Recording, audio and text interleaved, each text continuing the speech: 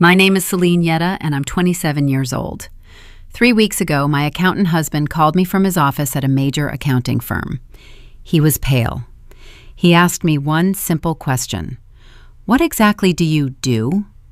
I told him I run an e-commerce business. He said that's impossible. Then he did some quick math on his calculator, and his hands started shaking. He realized my quarterly tax bill, the amount I owe to the government every single quarter, is more than my mother makes in an entire year, more than my sister makes in an entire year. But here's the thing that will make you angry on my behalf. For the past 9 months, while I was building this empire in secret, my mother was still telling people I would never break 6 figures. She said it at dinner. She said it at church. She said it like it was a fact of my biology, like some people are tall, and some people are short, and some people are just not cut out for real money. Let me take you back to 3 weeks ago, to a Sunday dinner table in a suburb just outside Boston, to the moment that changed everything. Before I do, please take a moment to like and subscribe to Sophia Told Stories, but only if this story makes your blood boil the way mine is boiling right now. And drop your age and where you're watching from in the comments. I want to know if you recognize yourself in this story. Now let me take you back to that dinner table. My mother, Patricia, my sister, Natasha, and me, sitting around food that had been carefully prepared, the kind of family dinner where everyone pretends everything is fine, the kind of dinner where comparison is currency. It started the way it always started. My mother looked at my sister and said, "Natasha, tell everyone about the bonus." My sister smiled, that patient, sympathetic smile she'd perfected over years of being the golden child. She said, "I made partner track at the law firm. The bonus is $145,000. The table erupted. My mother clutched her hands to her chest. My father nodded like he'd always known this was coming. The subtext was clear. This was success. This was what you should be. Then my mother turned to me, just turned, like she was switching channels on a television. She said, "Celine, have you gotten a raise at that marketing job yet?" I knew what was coming. I've known since I was 12 years old what was coming. But you never really prepare yourself for it. You never really get used to being the person whose achievements don't matter. I said, "It's fine. I'm managing." My mother set down her fork. She looked at me with this expression of patient concern, like I was a student who kept failing math despite her best tutoring efforts. She said, "Fine isn't 6 figures, sweetheart. Some people just aren't cut out for that level." The silence that followed was the kind of silence that lives in your chest. My father didn't defend me. My sister didn't roll her eyes at our mother's cruelty.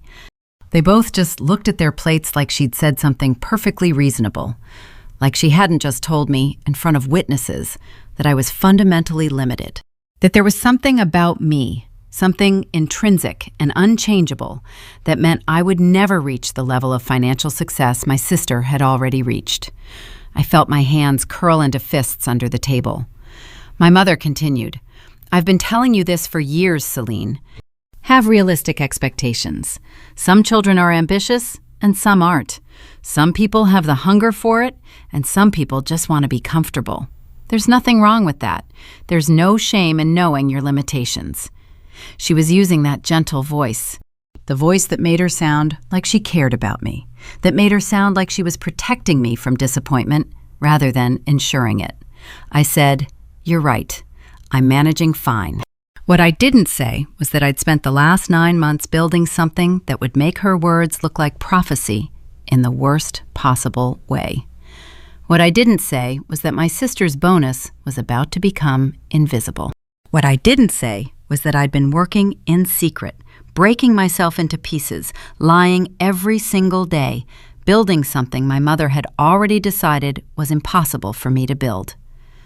My mother smiled, satisfied that she'd given me some tough love, and turned back to my sister. She asked about the law firm. She asked about the clients.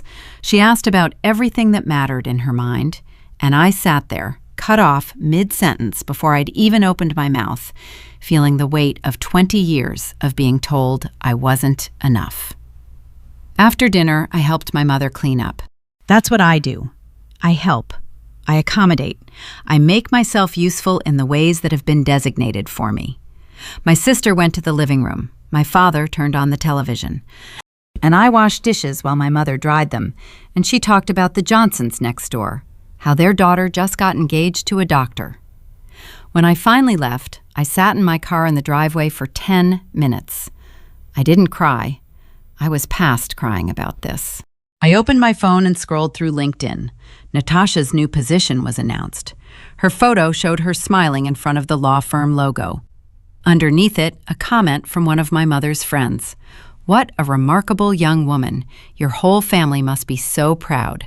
I clicked on my mother's profile. She'd shared the post. She'd added a comment. "We couldn't be prouder." Natasha has always had the drive and ambition to reach this level. I clicked on my own posts. There were almost none. I'd learned a long time ago that my accomplishments didn't matter to the people in my family. I'd learned that achievement came with a cost if you weren't the right person in the right role.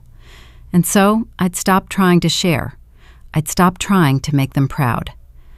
But something was different now. Something had shifted. I pulled up my email and looked at my quarterly business reports. I didn't open them. I didn't need to. I already knew the numbers. I already knew that in 9 months, in just 9 months, I'd built something that contradicted everything my mother had ever told me about who I was. The reminder for tomorrow's client presentation popped up on my screen. Some marketing campaign I'd been assigned at work. Some project I'd have to present to people who paid me $68,000 a year, which was a comfortable salary for some people, but was not, according to my mother, a salary that meant I was trying hard enough. I turned off my phone and sat in the dark of my car. And for the first time in 9 months, I let myself think about what was going to happen when this secret came out. Because it would come out. Secrets don't stay secret forever. They grow. They spread. They eventually become impossible to hide.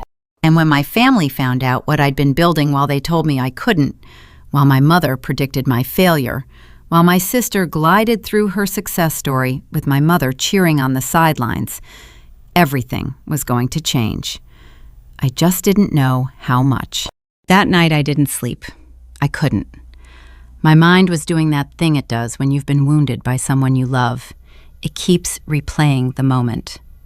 My mother's voice, the patience in her tone, the certainty that she was protecting me from disappointment by ensuring I never tried.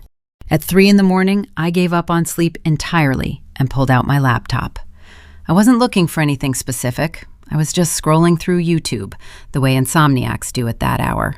And somehow, I ended up watching videos about e-commerce entrepreneurs. Stories about people who started online businesses from their spare bedrooms and turned them into 6- and 7-figure operations. Stories about women who built empires without permission from anyone. One video in particular caught my attention. A woman named Rebecca had started a sustainable products company. She talked about how she kept it quiet for the first year. She didn't tell anyone. Not her parents, not her friends, not her coworkers. She said something that hit me directly in the chest. She said, "Everybody has an opinion about your dreams until you make them happen. Once you've already succeeded, they suddenly become believers." I watched her explain her strategy. She said the people who underestimate you are actually giving you a gift. They're not watching. They don't expect you to do anything remarkable, which means you have complete freedom to experiment, to fail, to pivot, to try things without anyone judging your process. By the time they notice you've been building something, you're too established to dismiss. I paused the video and sat back, because that was exactly what my situation was. Everyone in my family had already decided I wasn't ambitious. My mother had said it out loud at the dinner table. My sister didn't see me as competition.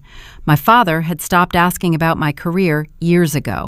And my coworkers at the marketing firm, they saw me as competent but unremarkable, which meant I could build something in the space between their expectations and reality. I kept watching videos until the sun came up. I watched people talk about drop shipping and print on demand and private label products. I watched a 32-year-old woman describe how she'd turned $5,000 into a $2 million business in 3 years. And I started to see what she was doing. It wasn't magic. It wasn't something only certain people could accomplish. It was methodical. It was strategic. It was possible. By the time my alarm went off at 6:30, I'd made a decision that would change everything.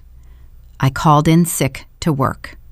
I told my supervisor I had a migraine and I needed to stay home, which was a lie, but it was a necessary lie, because I needed the entire day to set something in motion. I needed to move fast before I could talk myself out of this, before doubt could creep in and convince me that my mother was right about me. I opened my laptop and started researching how to register a business. It took me 2 hours of careful reading to understand what I needed to do. I registered an LLC. I named it Yedda Ventures, Inc. I used a separate email address that I created specifically for this purpose. I used a Gmail account under the business name. I set up a dedicated phone number using a service that forwards calls to my regular phone but displays the business line. Every step was designed to keep this separate, to keep this mine. I had $8,000 in my emergency savings account, money I'd been accumulating for years just in case something happened, just in case I needed to survive for a few months without a paycheck.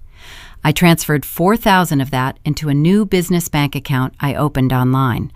I kept the other $4,000 as backup, as insurance. Then I spent 3 hours researching my niche.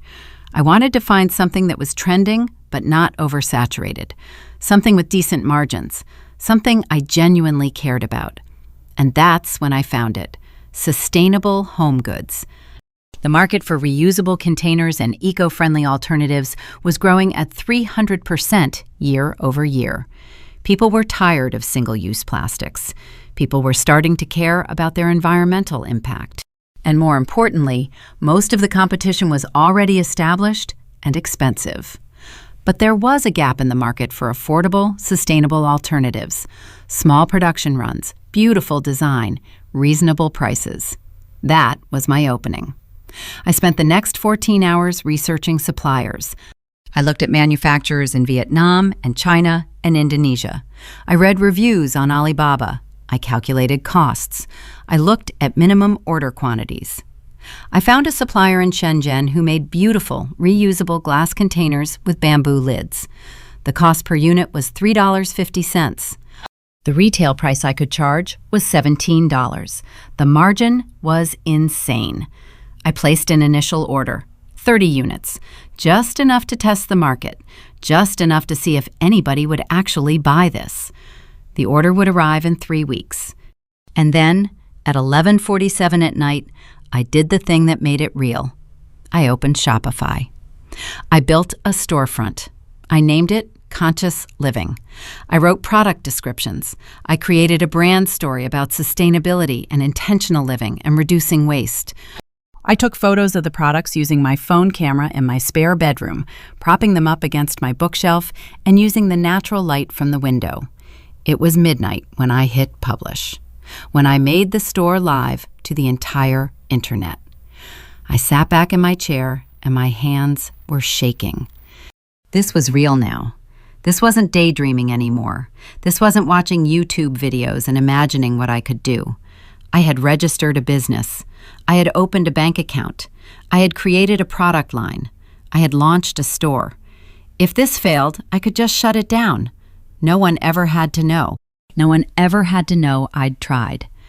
But if it worked, everything was about to change. At 2:17 in the morning, someone in Portland, Oregon, placed an order for 3 reusable glass containers and 1 set of bamboo lids. The order total was $51.93. After Shopify fees and payment processing costs, my profit was roughly $37. $37 that I had earned, that I had created, that my mother had said was impossible. I sat in the dark of my spare bedroom and I started crying. Not sad tears, not disappointed tears. Relief and fear and determination all mixed together, the kind of crying that comes when you've finally done something terrifying and survived it. I looked at the computer screen. One sale. One customer who had believed in my product enough to buy it. And suddenly, the dinner table conversation didn't sting quite as much. Suddenly, my mother's certainty about my limitations didn't feel like fact anymore. It felt like prophecy. And I was about to prove her wrong. The first week of conscious living was quiet. 7 sales. $210 in revenue. I reinvested every penny of profit back into inventory because I'd read that's what successful entrepreneurs do. They don't take the money out, they feed the business. They make it grow. By the end of the first month, something shifted. 47 sales, $1,400 in revenue. After all the costs, after Shopify's cut, after payment processing fees, I had $600 in actual profit. $600 that I had created from nothing. I remember staring at that number for a long time. $600. That was real money. That was proof that this wasn't a fantasy. That was evidence that something I'd built actually had value in the marketplace. I spent $500 of that profit immediately. I ordered more inventory, more glass containers, and then I added a second product line. I've been studying my competitors obsessively, looking at what they were selling, what their customers were saying, what gaps existed in the market. And I found it. Sustainable kitchen wraps. Beeswax-coated fabric that replaced plastic wrap. The market for those was even hotter than the containers. I found a supplier in Thailand, ordered in bulk, reinvested everything. This was my life now. Work all day at the marketing firm, come home, order takeout so no one would see me cooking, spend 4 hours photographing products and writing descriptions and responding to customer emails. Sleep 4 hours, wake up, and do it all again. My apartment became a warehouse without looking like one. I'd rearranged my spare bedroom to create a photo studio. White background, ring light, my phone propped up on a tripod. I'd developed a system. Take 50 photos, edit the best ones, list them, repeat. The second month brought 93 sales. The third month brought 187. By the end of month 3, I'd made over $3,000 in profit. By month 4, I was making more money on the side business than I was at my full-time job. And then something dangerous happened. I started to believe this could actually work. It was a Saturday night in late October when my mother brought it up. We were at a family dinner again, not the comparison dinner, just a regular dinner where my mother had made pot roast, and everyone showed up because that's what you do when your mother cooks. My mother said, "Celine, you look tired. Everything okay at work?" I said, "I'm fine, just been busy with some side projects." The word side projects came out of my mouth and immediately I regretted it, because side projects implies something worth mentioning. And my mother's eyes lit up with curiosity. She said, "What kind of projects?" And I felt Natasha's attention shift to me as well. Natasha, who had just made partner track. Natasha, who was used to being the focus of family discussion. I said quickly, "Just learning new skills, experimenting with different things. Trying to keep myself sharp." My mother nodded. She seemed satisfied with that answer. She went back to her pot roast. She went back to discussing Natasha's new cases at the law firm. She went back to not being interested in me. But here's what struck me in that moment. I'd told them the truth. I'd mentioned the projects, and they'd dismissed it without a second thought. My mother had asked one question, I'd deflected, and she'd accepted the deflection because in her mind, whatever I was doing wasn't important enough to pursue further.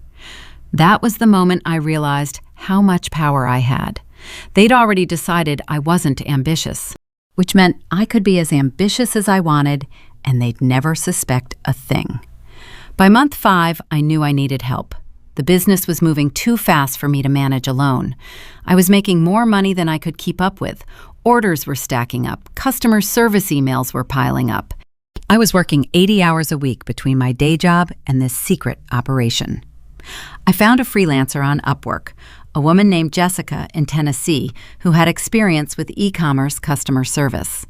I hired her as a 1099 contractor. I paid her $15 an hour to manage customer emails and process refunds and answer questions about shipping. It felt strange to bring someone else into this secret, but it was also a relief. I could finally breathe a little. Month 6 hit, and everything changed mathematically. $23,000 in monthly revenue, $63,000 in revenue for the first 6 months. Profit margin had stabilized at 38%, which was actually higher than I'd projected. That meant I was making roughly $8,700 in profit every single month now. $8,700 from a business I'd started in secret with $4,000 in startup capital in 6 months. I did the math one night while lying in bed, unable to sleep because my mind was spinning. If this trend continued, if growth stayed consistent, I would make $104,000 in annual profit by the end of year 1. That was more than my base salary at the marketing firm.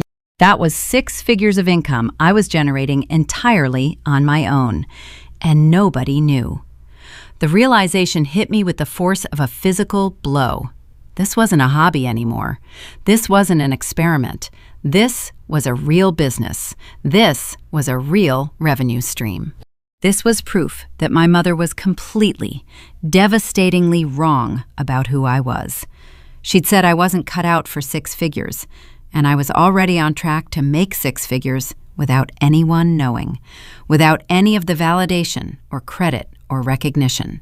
Just pure, undeniable financial proof that I was capable of something she'd said was impossible.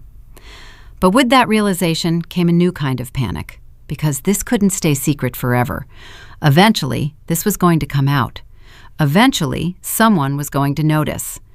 Eventually, the money would be too much to hide.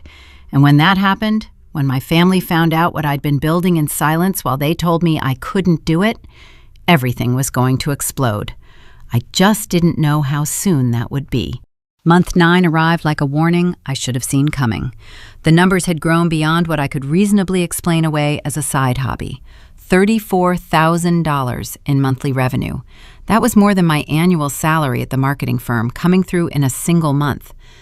I sat at my desk on a Tuesday morning and did the calculation that terrified me.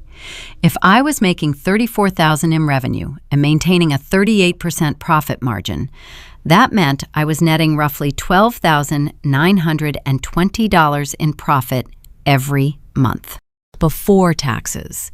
That number made my hands shake. I knew I couldn't ignore the tax implications anymore. This was the moment where my secret business stopped being something I could pretend was small and informal. This was the moment where it became official, legally official, paperwork official. The kind of official that leaves a trail. I opened a separate business bank account, separate from my personal checking, separate from my emergency fund. I set up direct deposit so the money from Conscious Living went straight into this account that only existed in my business name, Yedda Ventures, Inc. Even the account name felt like a confession. And then I had to think about something I'd been avoiding: taxes.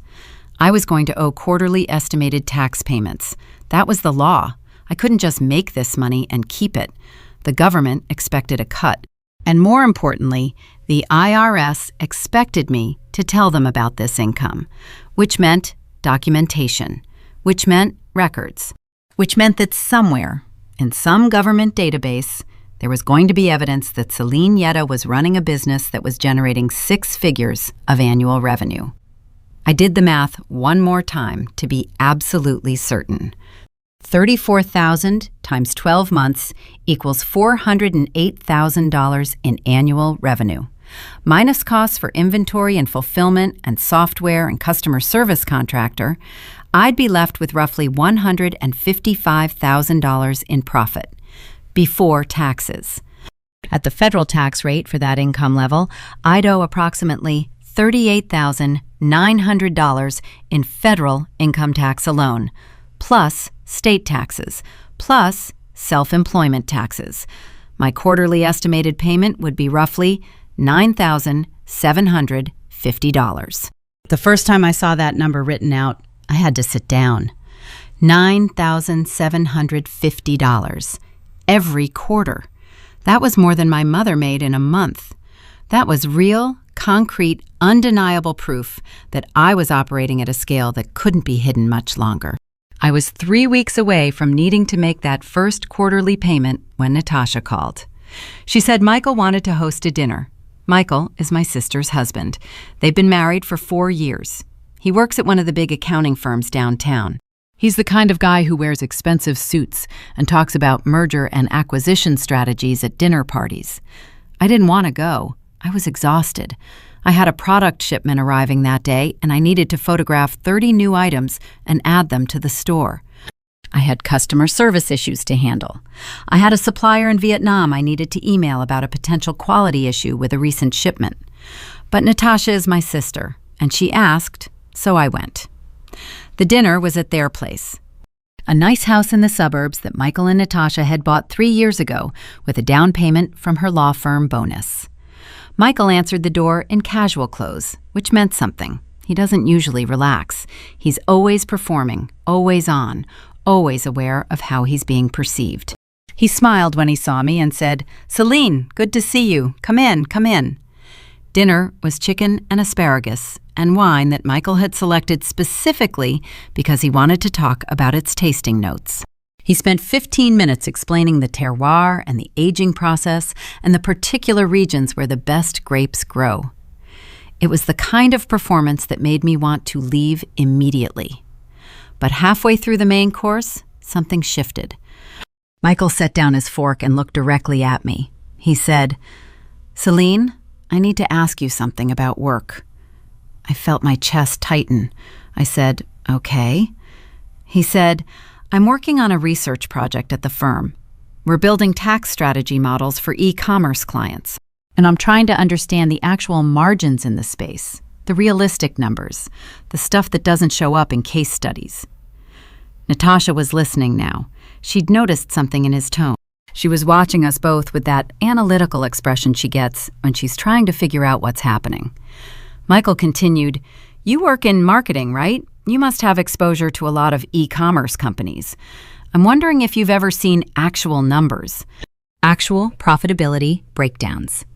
My first instinct was to lie, to say I didn't have any information, to deflect the way I'd done with my mother. But Michael isn't like my mother. Michael works with numbers for a living. Michael would know if I was lying. And more importantly, Michael was asking this question like he genuinely wanted help with his work. He wasn't fishing. He wasn't suspicious. He was just asking a colleague a professional question. So I said, "I don't really have access to specific case studies. Most of the companies I work with keep their financials private." Michael nodded. That made sense to him. He said, "Yeah, that's what I figured. But here's the thing. I'm trying to build a realistic model and I need actual data. Would you be willing to send me something, anything, even if it's anonymized, even if the names are changed? I just need to see what the actual margins look like for a successful operation." I should have said no. I should have made an excuse. I should have told him I'd get back to him and then never gotten back to him. Instead, I said, "Sure, I can probably find something." The words came out of my mouth before I'd fully processed what I was agreeing to. I was agreeing to share financial information about my business with an accountant. I was agreeing to hand over data that could expose everything. But in that moment, it didn't feel dangerous. It felt like a simple professional favor. It felt like helping my sister's husband with a work project. It wasn't until I was driving home that night that I realized what I'd actually done. I'd agreed to share information about my business, information about my secret, information about the money I was making. And I'd made that agreement casually, thoughtlessly, the way you say yes to things without considering the consequences. That was the moment I realized that secrets have an expiration date, and mine was running out faster than I'd anticipated. I spent the next 3 days preparing what I thought was the perfect solution. I would send Michael data that was real enough to be useful, but anonymized enough to protect my identity. I'd create a case study based on my actual numbers, but use a fake company name, different location, different product category, same profit margins and revenue structure. It was foolproof, or so I thought. I created a spreadsheet. I called the fictional company something generic, Sustainable Goods, LLC. I changed the location to Portland instead of Boston. I adjusted the product line slightly so it wouldn't be immediately recognizable. I created realistic numbers based on my actual financial data, but presented them as if they belonged to a different business entirely. I was building the perfect lie. The kind of lie that felt like the truth, because it was mostly the truth, just rearranged, just disguised enough to maintain plausible deniability. But as I was putting the final touches on the spreadsheet, something stopped me cold. I looked at the profit margins, 38%. I looked at the monthly revenue growth trajectory, looked at the product categories, looked at the timing of the growth curve, and I realized that anyone with real expertise in e-commerce would recognize this immediately. The margins were too distinctive, the growth rate was too consistent, the product combination was too specific. An accountant at a major firm, someone like Michael who worked with multiple e-commerce clients, would see this data and know exactly what kind of business it was. He might not know it was mine immediately, but he'd know it was someone's. And in a city like this, in a professional circle like his, someone like that would stick out. A business generating $400,000 in annual revenue with 38% margins in the sustainable goods space. There weren't that many competitors. There weren't that many businesses like that. I deleted the spreadsheet I'd created. I started over. This time, I gathered generic e-commerce data I found from public sources, case studies published in industry reports, numbers that weren't mine, data from companies I didn't own. I compiled it into a document that would be helpful to Michael, but completely disconnected from my actual business. I emailed it to him on Thursday morning with a note that said, "Hope this helps with your research. These are from some publicly available case studies I found, not specific to any one business, but representative of the space." I thought I was safe. I thought I'd navigated the problem. I thought I'd found a way to help him without exposing myself. I was wrong. Michael called me on Friday afternoon. I was at work, sitting at my desk in the marketing office, when my phone buzzed. It was him. I answered, and he said, "Hey, this is helpful, but I'm realizing I need actual numbers from someone, like real financial records, from an actual business." My stomach dropped. He continued, "I know you probably don't have access to anything like that, but I was wondering if you've ever met anyone running an e-commerce operation who might be willing to share their numbers with me, for research purposes. I could sign an NDA or whatever they need." I didn't respond immediately. I couldn't. Because what he was asking was essentially, do you know anyone running a business like this that I could investigate? And the answer was yes. Me. I was that person. He said, "Or actually, you know what? Do you have any of your own business filings I could look at as reference? I know you said you work in marketing, but sometimes people have side investments or small operations, even if it's just like a freelance gig or something." There it was. The direct ask. The question I couldn't deflect without raising suspicion. I said, "I don't really have anything like that, Michael. Just my day job." He said, "Okay, no problem. But if you think of anything, let me know. This research is pretty important, and I'm having trouble finding real data." After we hung up, I sat at my desk and felt the walls closing in. He knew something was off. He didn't know what, but he knew I was being evasive. An accountant can smell evasion the way a detective can smell a lie. It's in the hesitation. It's in the sudden shift in tone. I didn't sleep that night. I lay in bed and stared at the ceiling and thought about what was happening. Michael had asked me directly about my business. I had lied to him. And now he was going to push harder because accountants push harder when something doesn't add up. Natasha texted me on Saturday morning. She said, "Michael said you were being weird about some business stuff. Everything okay?" My sister was now involved. My sister was now wondering why I wasn't being forthright with her husband. My sister was now becoming suspicious. I texted back, "Just swamped at work. It's been a crazy week." She didn't respond to that for hours. When she finally did, she just sent a thumbs up emoji, which meant she didn't believe me, which meant she'd let it drop for now, but she wasn't satisfied with my answer. I spent all of Saturday night awake, completely awake, not tossing and turning, not drifting in and out, just lying there in the dark, my mind cycling through the options in front of me. Option 1 was to continue lying, to keep deflecting, to tell Michael I didn't have anything to share and hope he moved on. But the problem with that option is that he wouldn't move on. He'd push, and the more I pushed back, the more suspicious he'd become. The more my sister would ask questions, the more the pressure would build. Eventually, someone would figure it out. Eventually, something would slip. Eventually, the truth would come out in the worst possible way, in a moment when I had no control over the narrative. Option 2 was to refuse outright, to tell Michael that I couldn't help him. But that would raise massive red flags. Why would I refuse to help with innocuous research? Why would I shut down a request that had nothing to do with me unless it had everything to do with me? An accountant would see right through that. He'd wonder what I was hiding. He'd dig deeper. Option 3 was to tell him the truth, to sit down with Michael and tell him that I had a business, that I'd been running it in secret, that I was generating significant revenue, that I hadn't told anyone in my family yet, that I was scared of their reaction. Option 3 was terrifying, but it was also the only option that actually gave me control over the situation. Because if I told him, I got to control the narrative. I got to choose when this came out.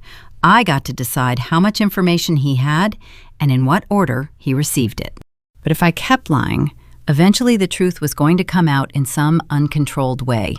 Michael would figure it out, or the IRS would send something to my house, or Natasha would find a suspicious email, or something would crack and everything would tumble out at once. I sat up in bed around 3 a.m. and made a decision that would change everything. The secret was always going to end. I'd known that intellectually, but I hadn't prepared myself for the emotional reality of it. I hadn't prepared myself for the moment when I had to choose between maintaining the lie and controlling the truth. Better I control how this comes out. Better I choose the moment. Better I tell him before he figures it out on his own. I texted Michael on Sunday morning before I could overthink it any further. Can we grab coffee? I have something I need to tell you. The moment I hit send, I felt something shift inside me. Relief and terror all mixed together. The secret was ending. And I was about to find out if building something in silence was worth the cost of exposure.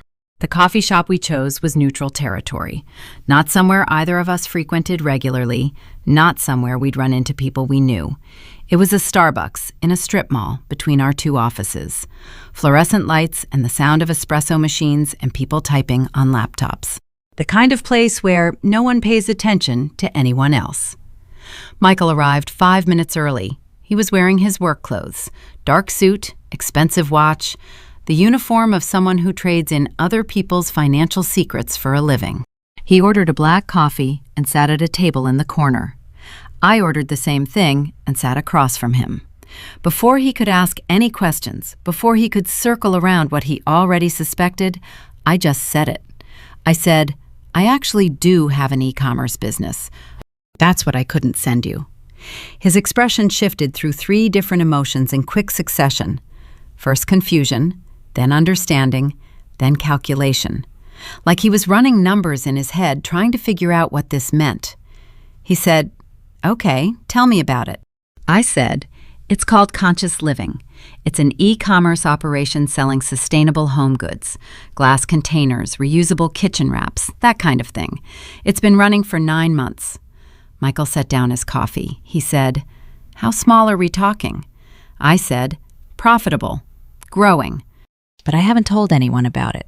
Not my family, not Natasha, not anyone. He processed that.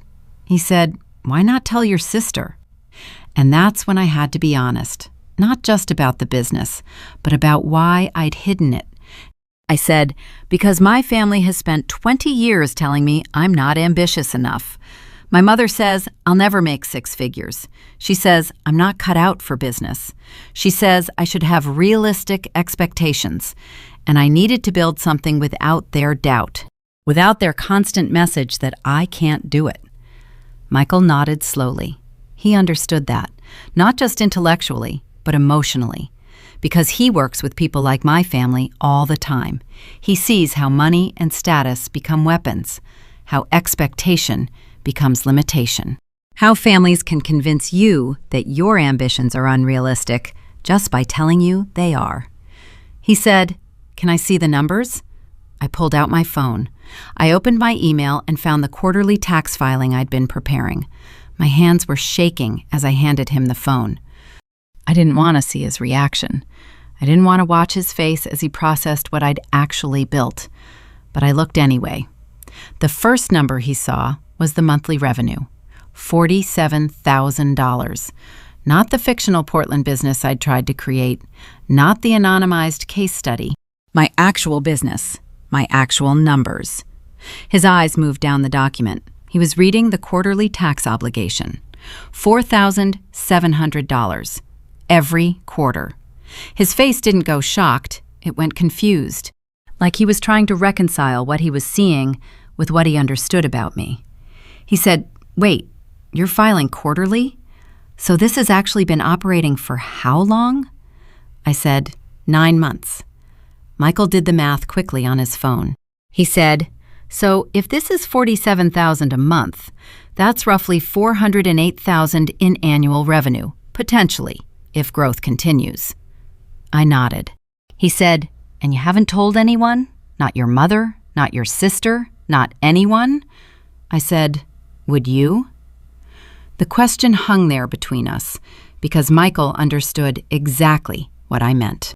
He understood that admitting this business existed would fundamentally change his wife's perception of me, would change my mother's perception of me, would change everything about how they saw my place in the family hierarchy. Michael sat back in his chair. He stared at my phone for a long moment. Then he looked at me directly. He said, "This is going to destroy your mother when she finds out." I said, "I'm aware." He said, "Your mother is going to feel pain, real pain, when she realizes she was completely wrong about your capabilities, when she understands that she spent 20 years telling you something was impossible, and you did it anyway, without asking for her permission or her belief." I said, "I know." He said, "That's not something you should feel guilty about. That's justice." And then he smiled, a real smile. Not the patronizing smile he usually gave me at family dinners, not the smile of someone looking down at you. A genuine smile of someone seeing you clearly for the first time. He said, "This is incredible, Celine. This is actually incredible." I felt tears starting, and I pushed them back. I didn't want to cry in a Starbucks. I didn't want to fall apart now that someone finally knew. Michael said, "Okay, here's what we're going to do. First, I'm going to help you with your quarterly filings, properly, legally. You need someone who understands tax optimization, and you need records that will hold up to any scrutiny." I said, "You'd do that?" He said, "Of course I would. You're not just my sister-in-law. You're someone who saw an opportunity and had the guts to build it in secret. That's the opposite of the person your family thinks you are." He leaned forward and said, "But I need to be clear about something. I can't hide this forever. I'm an accountant. Natasha is a lawyer. We talk about money. When tax season comes around, when our accountant is filing our joint returns, these things come up. I can buy you time, but I can't hide this permanently." I said, "I understand." He said, "You need to tell her, and you need to tell your mother, and you need to do it on your terms, before this comes out in some other way, before someone finds the tax filings or the business registration or something else that forces your hand." I said, "I know." And he said, "And when you do tell them, when you show them those numbers, your mother is going to understand that everything she ever told you about your limitations was a lie. She's going to feel pain, and I need you to know that you don't have to cushion that for her. You don't have to protect her from the consequences of what she said to you." He sat back and took a sip of his coffee. He said, "You built this. You built this alone. That matters." We sat in that coffee shop for another hour. Michael asked about my suppliers, asked about my margins, asked about my growth strategy. For the first time since I'd started this business, I talked to someone about it out loud. I didn't have to hide it. I didn't have to minimize it. I didn't have to pretend it was smaller than it was. And when I left that coffee shop, something had shifted. The secret still existed, but it had a deadline now. Michael had given me permission to control how and when it ended, but he'd also made clear that it would end. The exposure was coming, and I was going to have to choose how to face it. Michael told Natasha that night. I didn't ask him to. I didn't ask him not to. I just knew he would because he had to. Because he couldn't lie to his wife about something this significant. Because the moment he knew, the moment became a shared moment between them, and my secret was no longer mine alone. Natasha called me at 9:47 p.m. I was in my apartment photographing products for the next batch of listings. I saw her name on my phone and my entire body went cold. She said, "What the fuck is going on?" Not hello, not any preamble, just that question. I said, "Hi to you too." She said, "Don't do that. Don't make a joke. Michael just told me you have a business, that you've had a business for 9 months, that you've been running it in secret." "What the fuck, Celine?" I said, "Can we talk about this in person?" She said, "No, we're talking about this right now. Why didn't you tell me?" I said, "Can I come over?" There was a long pause. Then she said, "Yeah, come over." I drove to her house in silence. No music, no podcast. Just me and my thoughts cycling through worst-case scenarios. I was expecting anger. I was expecting jealousy. I was expecting her to feel hurt that I hadn't shared this with her. I was expecting her to take it personally that I'd kept this secret. What I wasn't expecting was what happened when I got there. Natasha answered the door, and for a moment we just looked at each other. She looked tired. She looked like she'd been crying, but she didn't look angry. She said, "Sit down." I sat on her couch. Michael was nowhere to be seen. He disappeared upstairs or into another room, giving us space. Natasha said, "You're running a business for 9 months and didn't tell me." I said, "Yes." She said, "And you're making money, real money." I said, "Yes." And she said, "Why not tell me?" And I was about to launch into the explanation about our mother, about my family's doubt, about needing to build without their voices in my head telling me I couldn't. But Natasha stopped me. She said, "I want to talk to you about something first, before you explain anything." She stood up and walked into her home office. She came back with a laptop. She opened it and showed me her brokerage account. And there, in her investment portfolio, was a transaction from 8 months ago. $15,000 transferred to Yedda Ventures, Inc. My blood went cold. She said, 8 months ago, I opened an anonymous LLC. I transferred $15,000 into it, and I invested that money into your business." I couldn't speak. I just stared at the screen. Natasha said, "I saw you. I saw you working late. I saw you exhausted. I saw you trying to hide something. And I thought, my sister is trying to build something. And she doesn't think I'll support her because our family has spent 20 years telling her that people like her don't succeed." She closed the laptop and looked at me directly. She said, "I believed in you when you didn't believe in yourself. I put my money where my mouth is. I invested in you." I started crying. Not small tears, not controlled tears, full body crying. The kind of crying that comes when you realize someone loved you in a way you didn't even know you needed to be loved. Natasha sat down next to me. She said, "I didn't tell you because I knew you wouldn't accept the help. I knew you'd feel obligated to pay me back immediately. I knew you'd minimize what you were building, so I just did it. I just believed in you, quietly." I said, "Why didn't you tell me?" She said, Because you needed to know that someone saw you, that someone believed in you, that your success wasn't dependent on anyone's permission or validation. We sat there for a long time, Natasha holding my hand while I cried for all the years I'd thought she was the golden child and I was invisible. For all the years I'd thought she was the competition and she was actually my greatest believer. Then her phone rang. It was my mother. Natasha looked at me and I nodded. She answered. Patricia was screaming. Not angry screaming, confused screaming. Natasha held the phone away from her ear and I could hear my mother's voice echoing through the apartment. Natasha said, "Mom, I'm going to put you on speakerphone." She did. Patricia was on the other end and I could hear the panic in her voice. Patricia said, "What is this about a business? Natasha says you're running a business. Celine, is this true?" I said, "Yes." There was a silence so complete it felt physical. Patricia said, "Why didn't you tell me?" I said, "Because I started an e-commerce company and it's successful. Because you told me I'd never make 6 figures and I'm on track to make 6 figures. Because I needed to build something without your voice in my head telling me it was impossible." And Patricia said, "That's not fair. I was trying to protect you from disappointment." I said, "You were trying to protect yourself from the disappointment of having a daughter who didn't turn out the way you wanted." Long silence. Patricia said, "I need to see the numbers." And I said, "Why?" Patricia said, "Because something isn't adding up. Because you don't have the experience to do something like that. Because I need to understand what's actually happening here."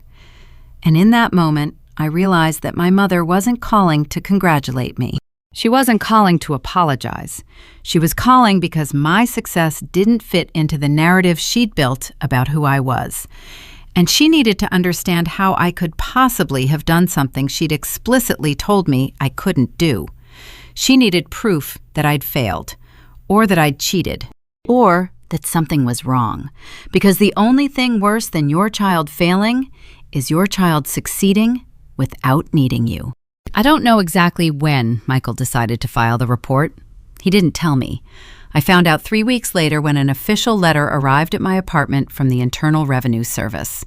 The envelope was the kind that makes your stomach drop the moment you see it. Official seal. Normal language. The kind of document that means someone in the government is now paying attention to you. The letter said, "Your business has been selected for examination." I called Michael immediately. I said, "Why is the IRS auditing me?" He said, "Can we talk about this in person?" We met at a different coffee shop this time, one further away from either of our offices. Michael looked stressed in a way I'd never seen him look stressed before. His jaw was clenched. His hands were shaking slightly when he lifted his coffee cup. He said, "I might have filed something with my firm's compliance board." I said, "What do you mean you might have filed something?" He said, "Your growth rate was unusual. The margins were too perfect. The revenue trajectory was too consistent, and I got concerned. As an accountant, when I see numbers that good, that clean, that mathematically perfect, I worry about fraud. I worry about money laundering. I worry that something illegal is happening." I said, "So you reported me to your firm?" He said, "I filed a suspicious activity report. I thought I was protecting you. I thought if your business was legitimate, a compliance review would just confirm that. But my firm has to file those reports with federal authorities. It's mandatory when we have concerns." I felt the room spinning. He said, "The IRS contacted you?" I said, "Yes, they're auditing me." Michael put his head in his hands. He said, "I'm sorry. I'm so sorry. I thought I was doing the right thing." I said, "You thought I was committing a felony." He said, "I thought the numbers were too good to be true." And there it was. Even with proof, even with documentation, even with Michael watching me explain my business in detail, he still couldn't believe it was real. He still couldn't accept that I'd actually built something this successful. Because the success didn't match the narrative. The success didn't fit the box he'd put me in.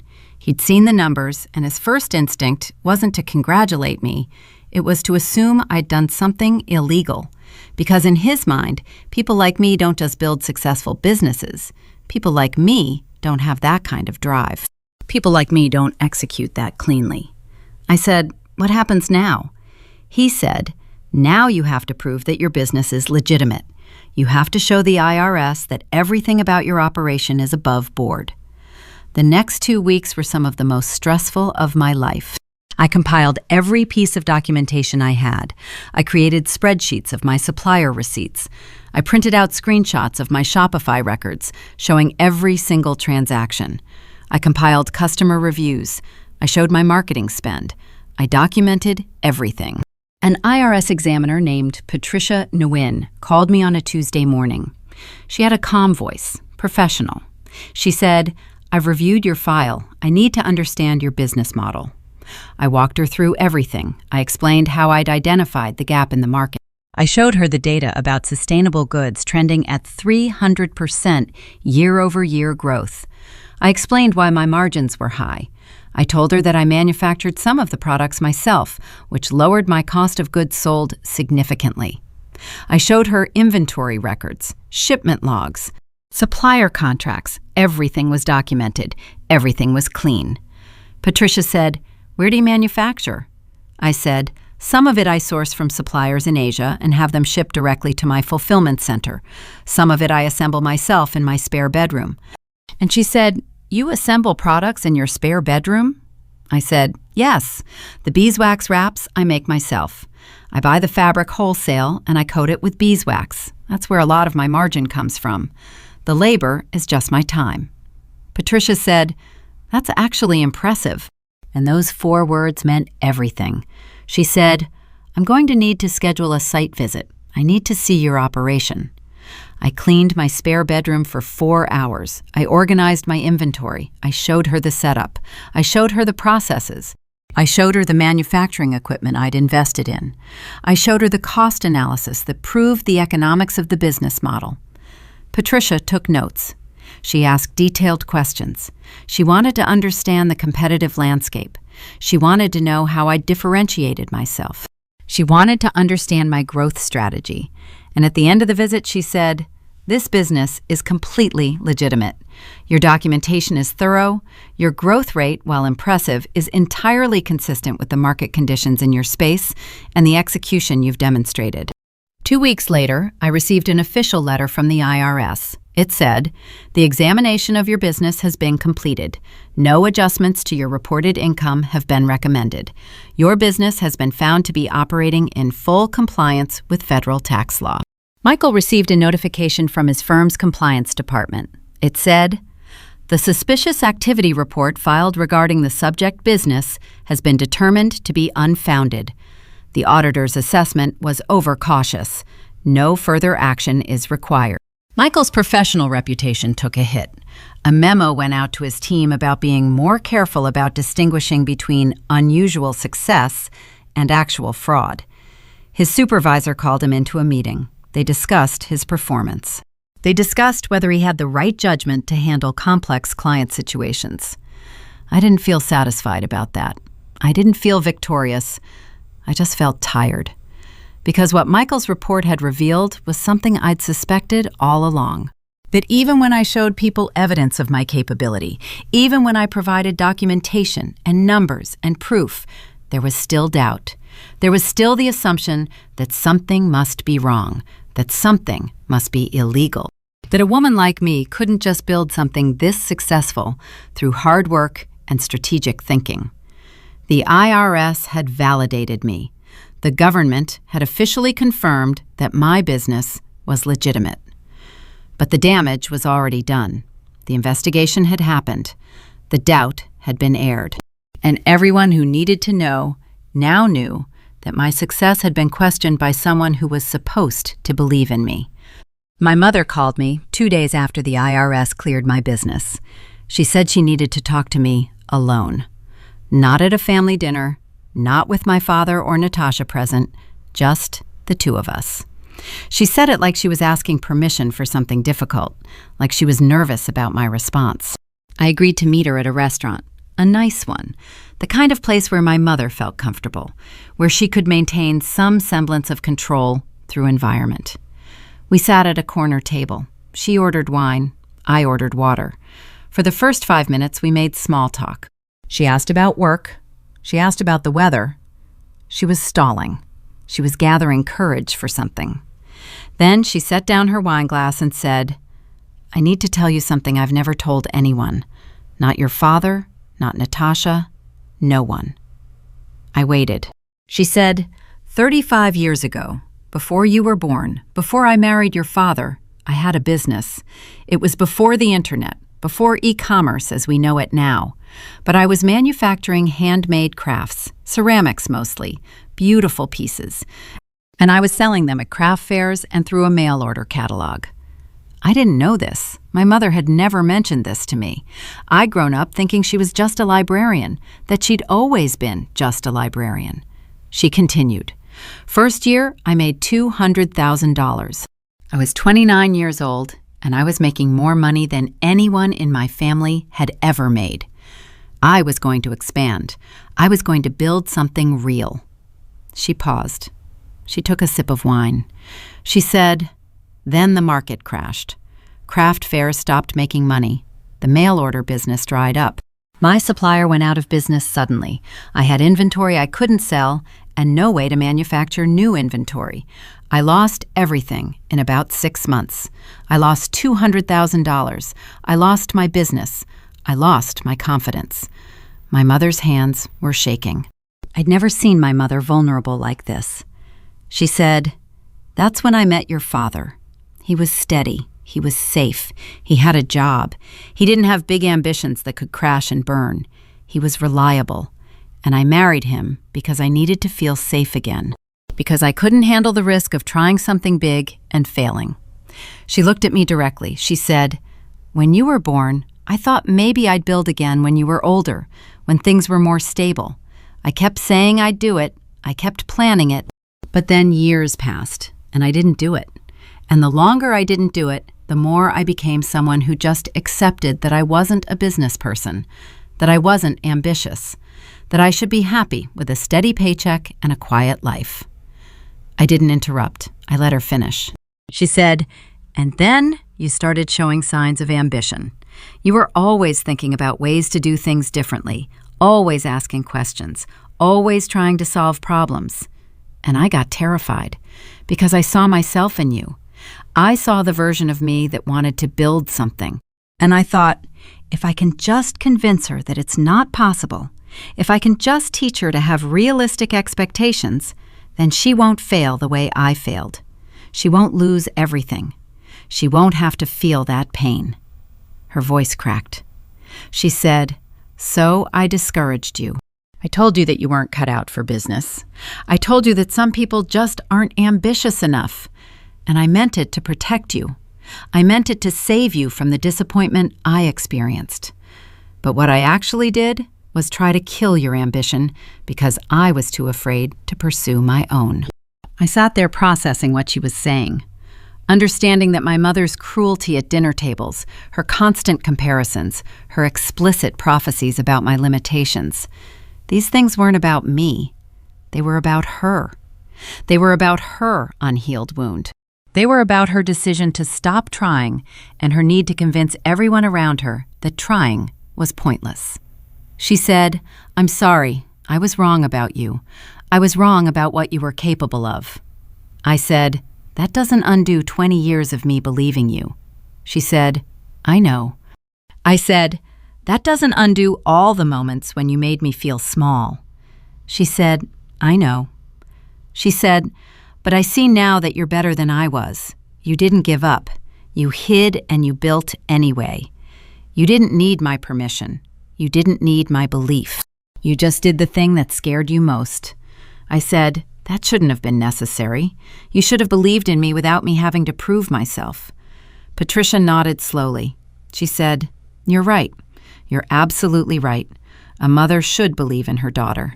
A mother shouldn't spend 20 years convincing her daughter that she's limited. I failed you in that." We sat in silence for a long moment. I said, "I need you to understand something. I can forgive you, eventually, but I can't pretend this didn't happen. I can't pretend that your words didn't shape how I saw myself. I can't pretend that building my business in secret wasn't partially because I was afraid of what you'd say." She nodded. I said, "We can move forward, but it has to be different. You can't be involved in my business. You can't offer advice or criticism or suggestions about how I'm running things. You can be proud of me from a distance, but you can't have a voice in what I'm building." Patricia said, "I understand." And I said, "And I need you to know that this apology, as much as I appreciate it, doesn't erase the past. It just explains it. It helps me understand that you weren't trying to destroy me. You were trying to protect yourself. But the impact on me is the same either way." She said, "I know." I said, "So if you want a relationship with me, it has to be built on the fact that I'm not going to pretend to need you. I'm not going to ask for your advice. I'm not going to seek your validation. I'm going to live my life the way I see fit, and you're going to have to be okay with that." Patricia took a long breath. She said, "I can do that." But I could see something shift in her as she said it. I could see her processing the loss of control, the loss of the ability to shape my decisions, the loss of the role she'd inhabited for so long, the role of the one who knew better. She wasn't just apologizing to me. She was grieving the version of me she'd tried to create, the limited version, the safe version, the version that would never outshine her or remind her of what she'd failed to become. That night, I drove home thinking about what my mother had revealed, understanding that her cruelty came from fear, understanding that she'd weaponized her own failure against me, understanding that she'd spent 20 years trying to prevent me from experiencing the pain she'd experienced, never considering that her prevention was itself a kind of pain. I could forgive that, eventually. But forgiveness wasn't going to erase what had happened. It wasn't going to undo the impact of her words. It was just going to allow us both to move forward without the wound festering between us. That was the best I could hope for. The year-end numbers arrived in early January. My accountant, who was now Michael, with oversight from a CPA firm, compiled everything into a comprehensive business summary. I sat at my desk on a Tuesday morning and looked at the final tally. Annual revenue, $408,000. Cost of goods sold, $152,000. Operating expenses, including the contractor, advertising, packaging, and shipping supplies, $98,000. That left me with a gross profit of $158,000. But that wasn't the number that made me sit back in my chair and stare at the screen for 10 minutes straight. The number that did that was the quarterly tax obligation, $39,500 every single quarter. Annual tax obligation, $158,000. I did the math slowly, deliberately, making sure I wasn't misunderstanding something. My quarterly tax bill was $39,500. My mother's annual salary as a librarian was $52,000, which meant my quarterly tax payment was approximately 76% of her entire yearly income. My annual tax obligation was $158,000. My sister's salary as a lawyer was $145,000. Which meant I was paying in taxes more than my sister earned in a year. Let me say that again. The money I owed to the government for my business was more than my sister's entire annual salary. I printed out the summary and stared at it for a long time. These weren't theoretical numbers anymore. These weren't projections or estimates. This was documented, verified, official proof of what I'd built. My mother had said I'd never make six figures. I was making six figures quarterly in profit alone. I was making six figures in taxes alone. I was operating at a scale that my family had no framework for understanding. But the numbers were real. The IRS had verified them. My accountant had documented them. They were sitting in front of me on a printed spreadsheet with official letterhead. I was 27 years old, and I built a business that generated more annual taxes than my mother earned in a year. Then something unexpected happened. 2 weeks after I received my year-end summary, I got an email from a venture capital firm. They were based in Boston. They specialized in e-commerce and consumer goods investments. They'd somehow found information about my business. They said they were interested in funding a Series A round. The email said they were looking to invest $500,000 for 15% equity, which would value my company at approximately $3.3 million. They wanted to fund scaling to 7-figure annual revenue. They wanted to build out the team. They wanted to expand the product line. They wanted to give me $500,000 for a piece of my company. I read the email 3 times. I forwarded it to Michael. I called Natasha and read it to her. I did everything except the one thing I should have done, which was think carefully about what this actually meant. Because what this meant was that my business had value beyond what I'd generated. What this meant was that someone with expertise in the space thought I'd built something with real growth potential. What this meant was that I had options. I could take the investment. I could scale aggressively. I could hire a team and expand the product lines and turn this into a much bigger operation. Or I could stay independent. I thought about it for 2 days. Then I called the venture capital firm back and declined their offer. I told them, I built this alone. I'm going to scale it alone. Instead of taking investment, I went to my bank and applied for a business loan, $300,000, for equipment, inventory, and hiring. The bank approved me within 2 weeks. They looked at my revenue numbers, my tax filings, my profit margins, and they said yes without hesitation. I was a demonstrably profitable business with documented growth. I was a safe bet. I used that $300,000 to expand. I hired 5 full-time employees. I added 3 new product lines. I invested in manufacturing equipment that would allow me to produce more of my products in-house, which would increase my margins even further. My projections for year 2 were $1.4 million in annual revenue. $1.4 million. I sat in my apartment one night thinking about that number, thinking about where I'd been 12 months ago, thinking about the dinner table where my mother had told me I'd never make 6 figures. I was about to make 6 figures in profit every single quarter. And when I did, when that revenue hit the bank account, when the numbers became even more real and even more undeniable, I knew exactly what was going to happen. My family was going to have to reckon with the fact that their entire understanding of who I was had been wrong. My mother was going to have to live with the knowledge that she'd spent 20 years discouraging the exact thing I was best at. My sister was going to have to understand that her position in the family hierarchy had fundamentally shifted. And my father was going to have to accept that his daughter had built something that had nothing to do with him and required nothing from him. The momentum was accelerating, the business was growing exponentially, and I was only at the beginning of what was possible. My family had no framework for understanding what was coming. They had no precedent in their experience for dealing with a woman who built something this significant. They'd spent my entire life telling me what I couldn't do, and I'd spent the last year proving them wrong in the most quantifiable way possible. Numbers don't lie. Taxes don't care about your feelings. Revenue is revenue, and mine was just getting started. I scheduled a family meeting for a Saturday afternoon. I invited my mother, Natasha, and Michael. I didn't invite my father. This wasn't about him. This was about the women in my family and the man who'd watched me build something from nothing while everyone else predicted failure.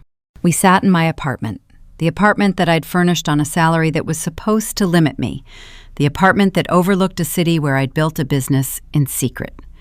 I printed out my year 2 business plan. 30 pages of detailed financial projections, market analysis, competitive positioning, and growth strategy. I showed them the numbers. Annual revenue projection for year 2, $1.4 million. Operating expenses with 5 full-time employees, $420,000. Projected gross profit, $580,000. Quarterly tax obligation at that profit level, $85,000. I let that number sit with them for a moment. $85,000 every quarter. More than my mother made in a year. More than a quarter of my sister's annual salary. Every 3 months. I showed them my personal net worth summary. 1 year ago, I'd had $8,000 in my emergency fund and nothing else. Today, my personal net worth, excluding the value of the business itself, was $180,000. I'd accumulated wealth that was more than twice my annual salary at my marketing job in just 12 months. Patricia's hands started shaking. Not subtle trembling. Visible, undeniable shaking. She set down the documents on the table and her fingers were vibrating. Natasha beamed. She was smiling like she'd known this was coming all along, like she'd seen something in me that the rest of my family had missed. Michael took notes professionally. He was seeing this from the perspective of an accountant. He was seeing the documentation of legitimate, sustainable, scalable business growth. He was seeing proof that the suspicious activity report he'd filed was not just unfounded, but embarrassingly wrong. I said, I wanted you to see this. I wanted you to understand what I've actually built. Not because I need your validation or your approval, but because I want you to understand that every prophecy about my limitations has been mathematically disproven. Patricia stood up suddenly. She said, I need a moment. She walked out of the living room. I heard her footsteps going down the hallway to my spare bedroom. I heard her moving around. Natasha and Michael exchanged glances. 20 minutes later, Patricia came back. She was holding something old, a leather-bound journal. The pages were yellowed. The binding was worn. She sat down and opened it to a page marked with a ribbon. She showed me handwriting I'd never seen before. Her handwriting, younger, more confident than I'd ever known it to be. She said, "This is my business plan from 1989. I started it when I was your age." I was 27 years old. I looked at the document. It was meticulous, detailed. It projected revenue of $100,000 in the first year, market analysis, competitive positioning, growth strategy. Everything I'd created in my year 2 plan, she'd created decades earlier. Patricia said, I made $200,000 in the first year, double my projection. I was on track to scale to $500,000 by year 3. She turned the page. I saw financial records, tax returns, everything documented. She said, and then I stopped. I got married. I had children. I got scared, and I never tried again. She closed the journal and looked at me directly. She said, I was exactly where you are, and I let fear stop me. I let one failure convince me that trying was pointless. She said, I spent 20 years making sure you were afraid. I spent 20 years telling you that ambition was dangerous. I spent 20 years trying to protect you from disappointment by making sure you never tried to achieve anything significant. Her voice cracked. She said, I'm so sorry. I felt something shift inside my chest. Not forgiveness exactly, but understanding. Deeper understanding. My mother hadn't been trying to destroy me. She'd been trying to save me from becoming her. She'd been trying to protect me from experiencing the pain she'd experienced. And in doing so, she'd created pain I had to work through alone. I said, I forgive you. I saw her shoulders drop with relief. I said, but I need you to understand something. I'm not interested in performing healing for your guilt. I'm not going to reassure you that everything is okay now that you've apologized. What happened, happened. And I had to build something incredible in secret just to prove that your words weren't true. Patricia nodded. She said, I know. I said, you can be proud of me. You can celebrate my success. But you don't get to take credit for it. You don't get to pretend that your lack of support didn't matter. You don't get to feel better about your own failures by watching me succeed. Patricia said, I understand. She set the journal on the table between us. She said, I want you to have this. I want you to keep it. I want you to see what I could have built if I hadn't stopped. and I want you to keep building. I want you to go further than I ever dreamed of going." I looked at the journal, at my mother's handwriting, at the dreams she'd abandoned, at the warnings she'd issued to me disguised as protection. I said, "I will." And in that moment, something resolved between us. Not everything, not completely, but enough that we could move forward. Enough that she could see me clearly. Enough that I didn't have to fight her to claim my own success. Natasha reached over and squeezed my hand. Michael continued taking notes, and my mother sat quietly, watching the daughter she'd tried to limit become something she'd never allowed herself to be. After the family meeting, after my mother had gone home with her old journal and her complicated grief, Natasha stayed. She helped me clean up the documents. She restacked the chairs. She moved around my apartment with the ease of someone who belonged there. Then she said, "Can we talk about something?"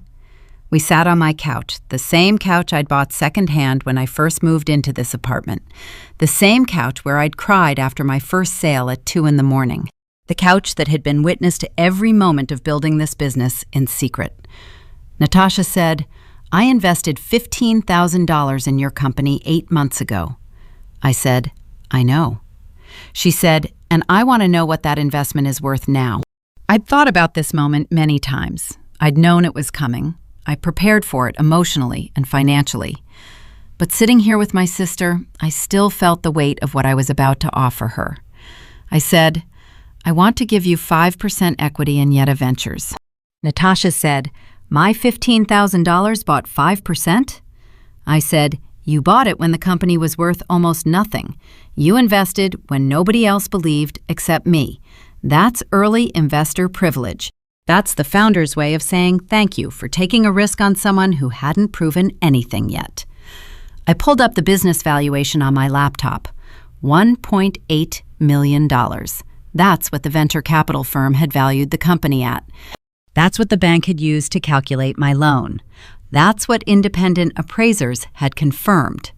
5% of $1.8 million is $90,000. Her $15,000 investment was now worth $90,000 in equity. A 600% return in 8 months. Natasha started crying. Not sad tears, not overwhelmed tears, just quiet tears of recognition. Recognition that her love had been vindicated. Recognition that her belief in me had been justified. Recognition that she'd done something meaningful by choosing to support me when I needed it most. I said, "You believed in me when I was invisible to myself. You put your money where your mouth is. You didn't just say you believed in me. You demonstrated it. You proved it. You risked, and I wanted to be part of that."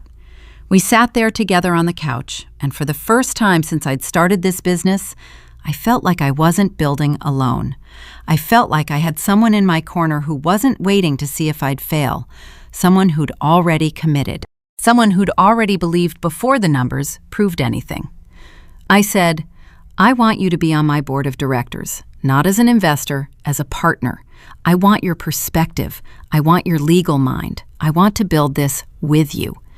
Natasha said, "Really?" I said, "Really." We formalized the arrangement over the next week. Natasha received 5% equity in Yedda Ventures, Inc. Her title was board member and strategic advisor. We created an agreement that outlined her role. We set up regular board meetings. We created processes for decision-making. She'd been supporting me in the only way she knew how, which was quietly and without asking for recognition. The twist that nobody had seen coming, that I hadn't seen coming, was that Natasha had never been the golden child who made me invisible. She'd been the sister who saw me when I was busy being invisible to myself. She'd been investing in me before I even knew I was worth investing in. That changed everything. That changed how I understood my family. That changed how I understood love. Because love isn't always loud. Love isn't always celebrated at dinner tables. Sometimes love is quiet.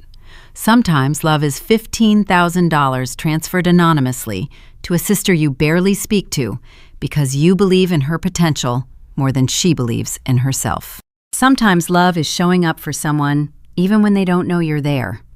And sometimes the person you think is your competition is actually your greatest believer all along. Michael requested a private meeting with me 3 weeks after the family gathering. He asked if we could meet at his office during lunch. Not at a coffee shop, not at some neutral location. At his office, where he worked, where he had authority, where he could control the environment. That told me something about what he needed to say. I arrived at his firm's offices downtown. 42 stories of glass and steel. The kind of building that announces to the world that serious money happens inside. Michael met me at the elevator. He looked different, smaller somehow, less certain.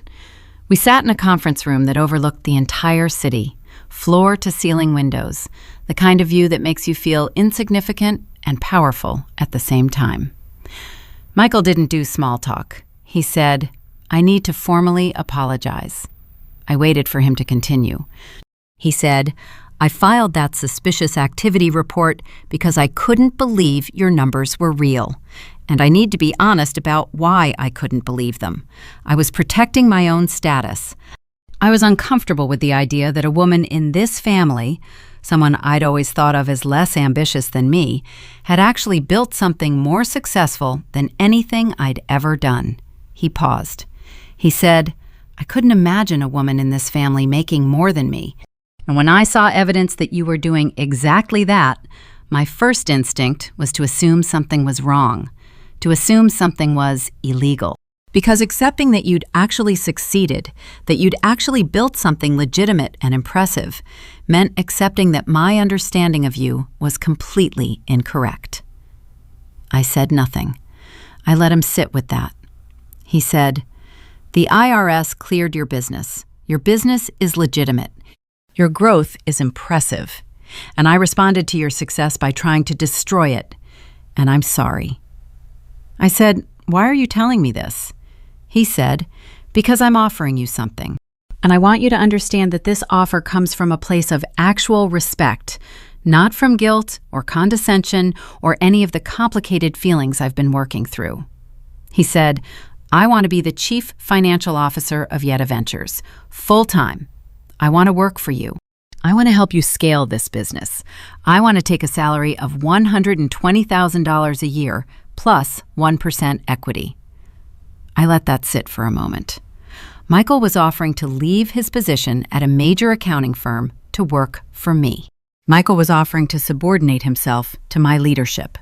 Michael was offering to build his career on the foundation of my success. I said, "Why would you do that?" He said, "Because what you've built is impressive. Because the growth trajectory is real. Because I believe in the business and I believe in you. And because staying in my current position means watching someone I know build something extraordinary while I sit on the sidelines." I said, "If you work for me, I need you to understand something. You work for me, not with me. You don't have equal authority. You don't have decision-making power equal to mine. You advise, I decide. You execute, I lead. Are you okay with that?" Michael nodded immediately. He said, "I understand. That's the role I want." He said, "I spent years treating you like you were incapable. I spent years assuming you didn't have the education or the experience to do what you're doing. And I was wrong. Completely wrong. So yes, I work for you. I'm okay with that." I stood up and looked out at the city below. Michael had built a career as an accountant. He'd achieved a position of authority and respect. He'd done well for himself. And now he was offering to subordinate himself to someone he'd once reported as suspicious to federal authorities. That wasn't guilt talking. That was growth. I said, "Okay, you're hired." Michael exhaled like he'd been holding his breath. I said, "But I need to be clear about something. This isn't about what happened with the SAR filing. That's in the past. You apologized. I accept that. But going forward, we're building something new. This is a professional relationship. You're not my brother-in-law anymore. You're my CFO. You don't have special privileges because you're married to my sister. You're held to the same standards as everyone else." He said, "I understand." I said, "And you need to understand that my success isn't a reflection on your failure. Your career is still legitimate. Your achievements are still real. You can work for me and still maintain your own professional identity." He said, "I appreciate that." Over the next month, Michael transitioned out of his position at the accounting firm and into his role at Yedda Ventures. He brought his expertise, he brought his credibility, he brought his understanding of financial structures and tax optimization. But more importantly, he brought something else. He brought permission for me to claim my success without apology. He brought institutional validation. He brought a respected professional willing to say publicly, through his employment, that Celine Yedda's business was worth his attention and his career. His authority now derived from me, not from the other way around. And that shift, that simple reversal of who held power, changed everything about how my family understood my position in the world. Then came the family dinner. My father, Gerald, hosted it at his house, the same house where I'd grown up feeling invisible. The same dining room where comparisons had been weaponized. The same space where my mother had told me I'd never break six figures. My father looked older. Not aged exactly, just diminished somehow. Like he'd been deflated by the realization that his daughter had built something significant without needing anything from him. Halfway through dinner, he asked, "So, what's all this business stuff Natasha's been telling me about?" I explained my business clearly. No minimizing, no apologizing. No self-deprecation. I talked about the market opportunity. I talked about my margins. I talked about my growth trajectory. I talked about my team. I talked about my expansion plans. I talked about my business the way a CEO talks about her business, with confidence and authority. My father listened. He asked a few follow-up questions. Then he said, "That's nice. How much are you making?" I said, "More than I can spend right now." He said, "Your mother says you're successful." The phrasing was odd. Not "you're successful," but "your mother says you're successful." Like he needed my mother's validation to believe it. Like he couldn't trust his own observations. I said, "I am successful." And the shift happened in that moment. Subtle, but undeniable. My father was no longer asking questions from a position of authority. He was asking questions from a position of curiosity about something he didn't understand. Over the course of that dinner, something fundamental changed in the family dynamic. I wasn't the struggling one anymore. I was the one who had the answers. I was the one people listened to when they wanted to understand something important. My father asked me about hiring practices. My mother asked me about supply chain management. Natasha asked me about scaling. Michael asked me about financial projections for next quarter. I had become the expert in the room, not because of my education or my credentials, but because I'd built something real, because I'd created wealth, because I'd demonstrated competence through action rather than through degrees. That was disorienting for a family whose entire structure had been built on my invisibility.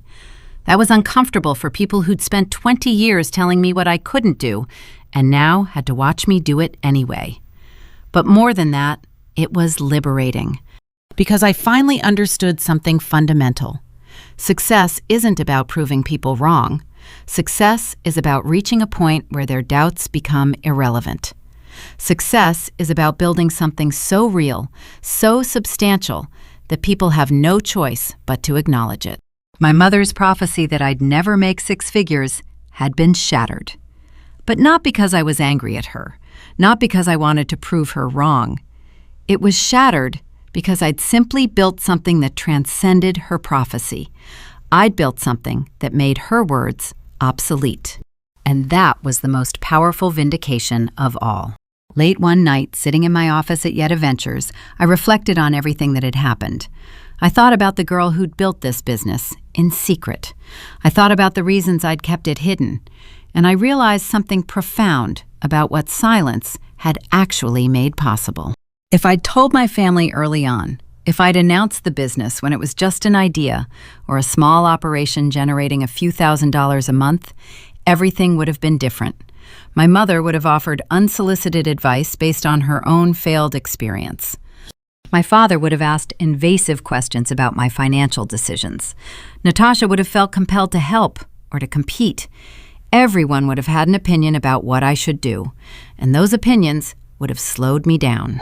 Not because they would have been malicious, but because I would have felt obligated to address them. I would have spent energy defending my choices instead of implementing them. I would have second-guessed decisions because of someone else's doubt. I would have pivoted away from good strategies because someone I cared about expressed skepticism. Instead, I built without an audience. I built without critics watching every move. I built without having to explain myself in real time or defend my process before results were apparent. I built based purely on market feedback and customer responses. I built based on data and sales numbers and profit margins, not on whether my family believed in me. That freedom changed everything. That silence created space for me to think clearly. That invisibility became my greatest strategic advantage. I could take risks that would have seemed reckless if everyone was watching. I could fail and iterate and pivot without anyone questioning my judgment. I could make decisions that looked wrong in the moment, but proved brilliant 6 months later because I wasn't pressured to justify them to skeptics. Public building and quiet building are fundamentally different. When you build publicly, you build with an audience. You build with the weight of other people's expectations. You build knowing that your failures will be witnessed. That changes everything about the decisions you make. Quiet building lets you move at speed. It lets you experiment. It lets you be ruthless with what's not working because no one is watching you eliminate it.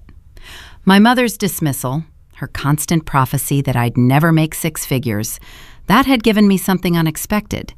It had given me invisibility as an asset. No one was watching.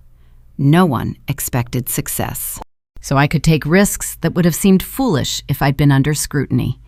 I realized I was grateful, genuinely grateful, in a way that felt complicated and contradictory for every moment my family didn't believe in me, because their doubt had set me free. If my mother had believed in me, she would have wanted to be involved. She would have wanted to advise me. She would have wanted to share in the process. And that involvement would have limited me. If my father had been proud of me, he would have wanted to discuss business strategy. He would have wanted to help. He would have wanted to be needed. And that need would have created obligations I couldn't fulfill. If Natasha had known about the business early, she would have been my cheerleader in a way that felt performative. She would have treated it like a hobby, like something cute that her sister was doing on the side. Their disbelief had been a gift. Their dismissal had been liberation. Then I thought about my mother's prophecy. She'd said I'd never make 6 figures. That prediction had haunted me. That statement had defined how I saw myself for years. But here's the thing about that prophecy. It came true in the most devastatingly ironic way possible. I did make 6 figures, but not in the way my mother imagined.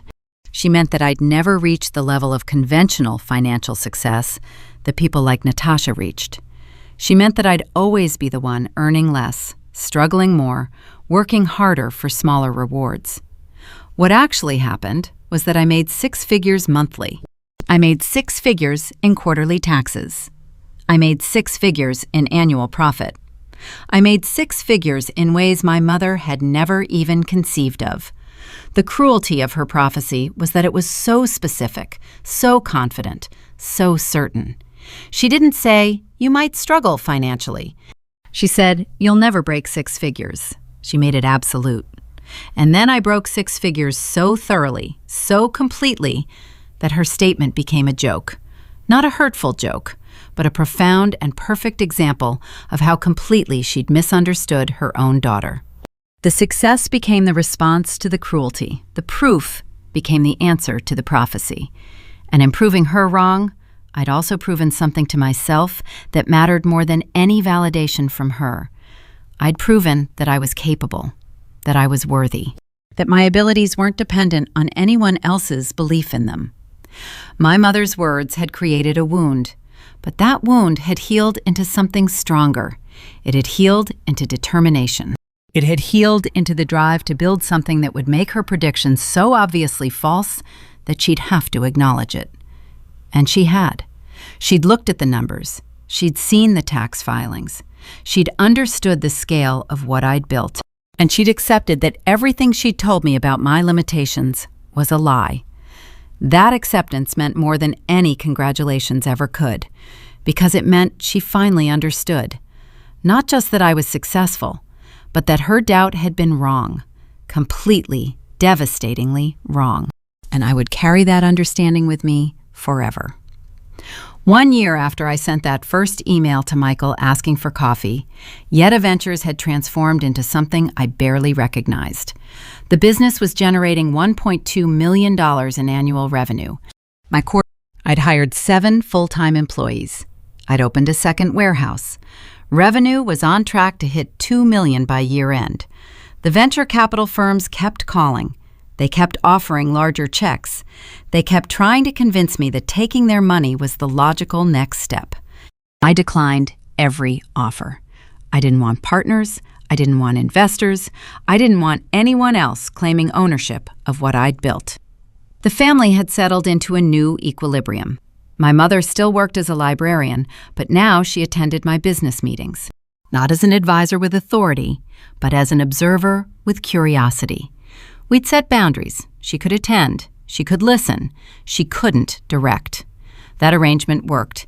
It gave her access to my world without threatening my autonomy. Natasha had negotiated a partner track at her law firm. Her salary had increased significantly, but she no longer competed with me for family status. She'd become something different. She'd become my board member, my partner, my sister in a way that was real and substantive rather than performative. Michael had become my full-time CFO. He'd integrated so completely into the business that people sometimes forgot he'd once been the accountant who tried to report me to federal authorities. His marriage to Natasha had shifted. It was more equal now, less about him being the successful one, and more about both of them building something meaningful. My father had stopped trying to understand the business. He'd accepted that his daughter was wealthy. He'd accepted that she built something significant without needing his input or approval. He'd simply accepted it and moved on. Family dinners had transformed. I was no longer the one being criticized. I was the one being asked for advice. My mother asked about supply chain optimization. My father asked about financial planning. Natasha asked about strategic positioning. Michael asked about tax implications. I'd become the expert, not through degrees or credentials, but through building something real. 3 months ago, I was profiled in an entrepreneur magazine. They did a feature on my business. They told the story of how I'd built Yedda Ventures from nothing. They anonymized enough of the details that my family wasn't explicitly named, but anyone who knew me would recognize themselves in the narrative. The article described my journey. It described the market opportunity I'd identified. It described my growth strategy. It described what I'd built. What it didn't describe was how alone I'd been. What it didn't capture was the isolation of building in secret. What it didn't communicate was the loneliness of creating something significant while everyone around you dismissed you. But that was okay. Not everything needed to be said. Not every part of the journey needed to be documented. I'd started a foundation. It gave grants to young women entrepreneurs from working-class backgrounds, women whose families had told them they'd never make it, women whose circumstances made them invisible, women whose potential had been dismissed. I was putting my money where my mouth was. I was betting on people who nobody else was betting on. I was investing in the overlooked. Still, I kept my business mostly separate from social media. I didn't build for an audience. I built for results. I built for profit. I built for the satisfaction of creating something that worked. The results spoke publicly. The numbers didn't lie. The success was evident to anyone paying attention. Now, sitting in my home office in a luxury brownstone in Brooklyn, I scrolled through old photos on my laptop. I found the screenshot I'd saved of my first sale. $210 from someone in Portland. The order confirmation, the receipt. The proof that someone, somewhere, had believed enough in my product to buy it. I thought about the girl who'd taken that screenshot at 2 a.m, the girl who'd cried in the dark, the girl who'd just launched a business that everyone in her family had told her she couldn't build. I thought about what that girl would have done if she'd known what was coming, if she'd known about the IRS audit, if she'd known about the family confrontation, if she'd known about the isolation and the stress and the emotional complexity of proving everyone wrong. Would she have still done it? Yes, absolutely yes. She would have built this even if she'd known the outcome would be lonely, even if she'd known her family wouldn't be part of the process, even if she'd known that success wouldn't feel the way she imagined it would feel. Because the success wasn't about them. It never had been. It was about proving something to herself. It was about refusing to accept the limitations that had been placed on her. It was about building evidence of capability that had always been there. My mother's doubt hadn't created my ambition. Her skepticism hadn't motivated me. Her prophecy hadn't driven me. What her doubt had done was make me invisible to the people who should have believed in me. What her criticism had done was create space for me to build without an audience. What her dismissal had done was set me free. And that freedom had been worth more than any validation she could have offered. If you're watching this and your family has told you what you're not capable of, I want you to know something fundamental. Their doubt is not prophecy. Their criticism is not evidence of your limitations. Their skepticism is not truth. Sometimes the most dangerous thing you can do is believe in yourself when no one else does. Sometimes the greatest gift is being underestimated by people who should have known better. Build your thing. Build it quietly if you have to. Build it without permission. Build it without belief from people who claim to love you but won't invest in your growth. The world doesn't need another six-figure professional. The world doesn't need another person who achieved success because everyone believed in them. The world needs your vision. The world needs your work. The world needs your refusal to be limited by other people's fear. The world needs people like you, people like me, people who were told they couldn't and did it anyway. I opened my email that morning. There was a notification from my accounting software. Quarterly tax bill calculated. Amount due, $87,400. I read the number twice. $87,400. Every quarter. Recurring. Consistent. Real. My mother's annual salary as a librarian was $52,000. Her entire yearly income was less than what I paid in taxes every 3 months. I didn't feel triumph. I didn't feel victorious. I didn't feel the satisfaction of revenge. I felt relief.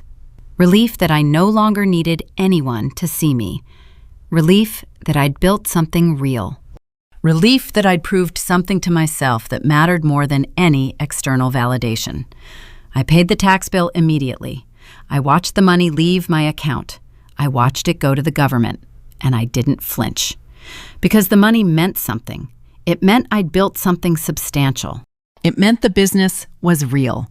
It meant the success was undeniable.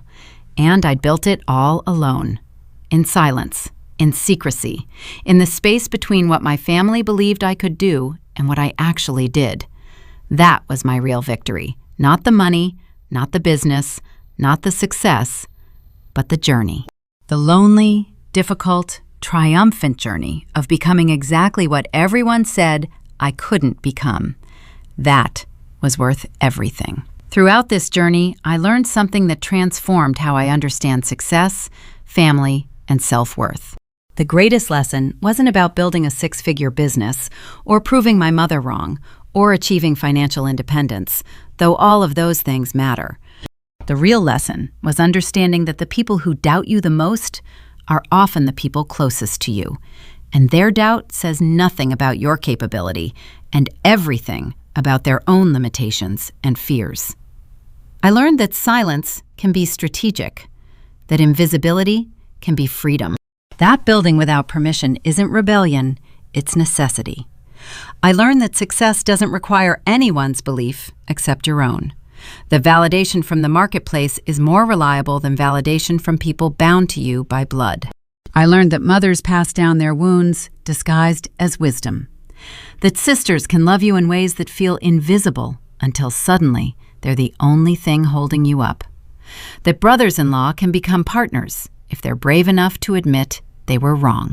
Most importantly, I learned that the prophecies people make about you are really prophecies about themselves. When my mother said I'd never make six figures, she wasn't describing my limitations. She was describing her own. She was telling me about the dreams she'd abandoned. She was warning me about the fears that had stopped her.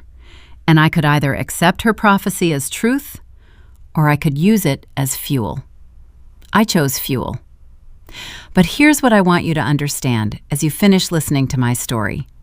This isn't just about me. This is about every person who's been told they're not ambitious enough, not smart enough, not capable enough. This is about every person who's built something in secret because the people who should have believed in them wouldn't. This is about you, if you've ever felt invisible to the people who claimed to love you. If my story resonates with you, if you see yourself in this journey, I want you to subscribe to Sophia Told Stories, because there are more stories like this. Stories about ordinary people who refuse to accept the limitations placed on them. Stories about women who built empires while everyone told them to be realistic. Stories about the power of quiet determination. Subscribe. Share your story in the comments. Tell me where you are in your own journey. Tell me if you've ever been underestimated by the people closest to you. Because the truth is, you're not alone in this. And sometimes knowing that someone else has walked this path, survived it, and thrived because of it is exactly what you need to keep building your own thing. So the real question isn't whether you can succeed. The real question is whether you're brave enough to build without waiting for someone else to believe in you first.